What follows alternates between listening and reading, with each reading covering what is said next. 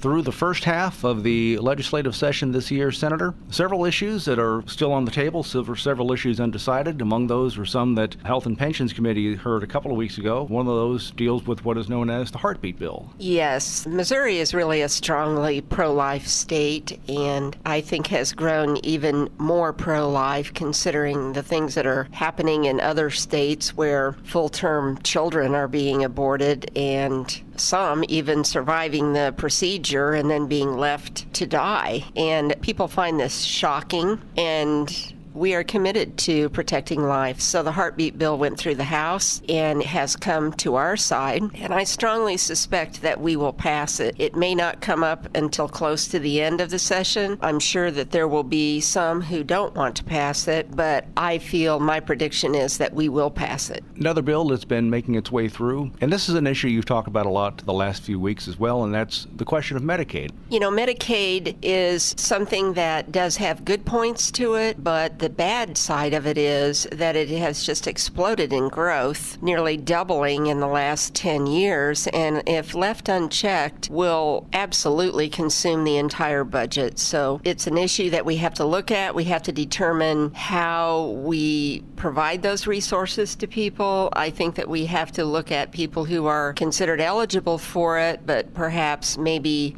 haven't had their eligibility checked. That's supposed to be done every year. So we kind of need to go over the rolls and be sure that we have tightened up on that a little bit. One of the things that we found out this week that was disturbing to me, in the rural area, our hospitals who treat a lot of Medicaid patients are actually being reimbursed much lower than the hospitals in the urban areas. So one of the examples was if you have someone come into your rural hospital, maybe they're receiving 100% of the reimbursement rate, but if they go into an urban hospital, they're receiving as much as 200% of the reimbursement rate. So as we in the rural area commonly feel that we're sort of shortchanged, that is one area that I do intend to look into, because a lot of our rural hospitals are, suffering financially, and I just don't think that that situation is right. So it is another thing that we'll have to look at. Transportation funding, this is another issue that the legislature and the public all across Missouri has been looking at and talking about for quite some time, and now it's back. Well, I think this is something maybe we're going to talk about every day as long as I'm in the Senate. But, there's a group of us that feel that we can pay for road funding. We've come up with a proposal for the governor to consider. I'm hoping that, that he will consider it. He kind of favors bonding. So maybe there's some sort of a compromise measure. We could do some of both. We'll see how that goes. In the Transportation Committee today, we heard a proposal to raise the fuel tax 2 cents a gallon for the next 3 years for a 6 cents total raise in the taxes that we would receive. I know people look at it and they feel, it hasn't been raised for years. There's credibility in that argument, but there's also people who feel that MoDOT needs to reach a higher level of accountability. There's still a question of how the money is spent, how things are done in MoDOT, so I'm not sure how that's going to come out. I'm not even sure that it will come out of committee, but I do know there are some strong supporters on the committee. There's also some strong dissent on the committee. So, when we get back here, that'll be one of the first things probably that we'll be talking about. Another one I'm sure we'll be spending time as well, and there's been some education measures on the floor so far this year,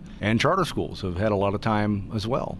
Yes, people look at their school as kind of an anchor for their community, and that's a positive for the school. I agree with that. But there are some schools that are failing and maybe have been failing for years. I personally feel that parents should have an opportunity to send their children somewhere else if the system that they are currently in is failing. There's also strong support and dissent when it comes to that. Just depending on the time of day it is and who you're talking to, you might come up with one or the other of the viewpoints. And I'm hopeful that when we come back, we can sort of work together and come up with something that suits everybody. But I do feel school choice. I mean, a parent is responsible for the education of their children, and they're responsible to be sure that they're able to become self-supporting adults. And if the school system is failing, then I believe they should have another option. We'll see how that goes when we get back.